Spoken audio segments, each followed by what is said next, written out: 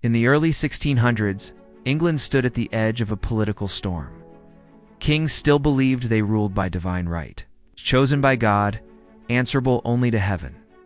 But a powerful new force was rising: Parliament. Caught in the middle was a king whose decisions would shake the foundations of the English monarchy forever. And his reign would end in one of the most shocking moments in European history: the execution of a king by his own people. Charles I was born in 1600.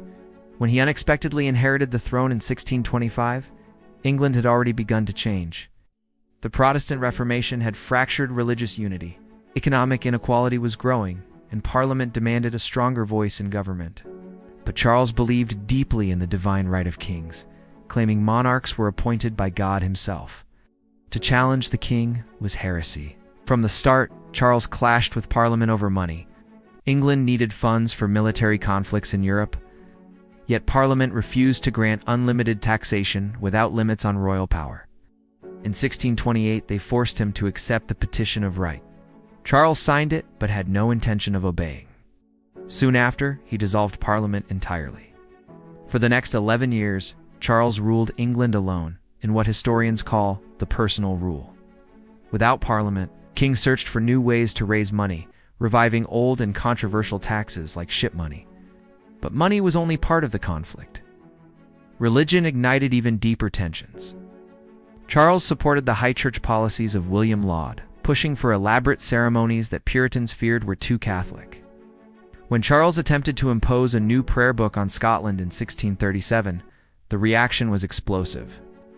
Scottish Protestants rebelled, forming the Covenanters. Charles needed an army, which meant recalling Parliament. In 1640, Charles was forced to reopen Parliament. What followed was a political earthquake. Members no longer trusted the king. They demanded reforms, imprisoned his advisors, and limited his authority. By 1642, England descended into civil war. The nation split into royalists, or cavaliers, and roundheads. Among Parliament's leaders emerged Oliver Cromwell, determined commander who built the new model army. Battle after battle shifted the balance. Eventually, the king's armies were defeated, and Charles I was captured. But the crisis had only just begun. What should be done with a defeated king? Trying a king for treason was unimaginable. Yet radical members believed Charles had betrayed the nation. In 1649, Charles I was brought before a revolutionary tribunal on the unprecedented charge of treason against his own people. Charles refused to recognize the court, insisting no earthly power could judge him. The verdict was already decided: death. On January 30th, 1649, crowds gathered outside Whitehall. The king walked calmly, wearing extra clothes so he wouldn't shiver from the cold. Moments later, the executioner's blade fell. For the first time, a reigning monarch had been publicly executed by his own government. The shock reverberated across the continent. Kings everywhere watched in horror, wondering if the same could happen to them. England became a republic known as the Commonwealth, ruled largely by Oliver Cromwell. But the experiment wouldn't last. After Cromwell's death, the monarchy was restored with Charles II in 1660. Yet England was changed.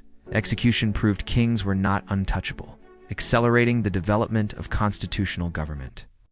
Today, the British monarch reigns, but does not rule.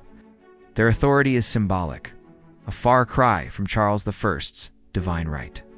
The story of Charles I is a nation redefining power, a reminder that rulers fall when people question the foundations of authority.